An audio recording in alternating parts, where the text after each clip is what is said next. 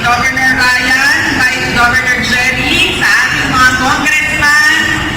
mga provincial board members, sa ating mga mayors, sa ating mayor ng Bigan, sa vice mayors natin, sa ating mga konsehal, mga barangay captains, mga barangay kagawad,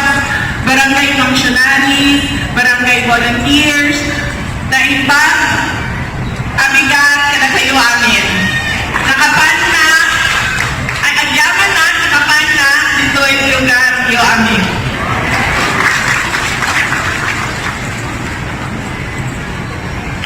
May joke pero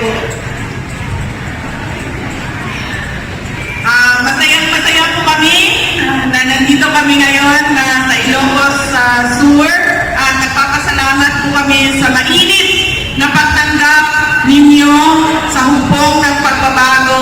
dito sa Ilocos Sur. Nagpapasalamat din ako sa Diyos na nagbigyan ako ng opportunity na bumalik dito sa inyo para ulitin ang personal na pasalamat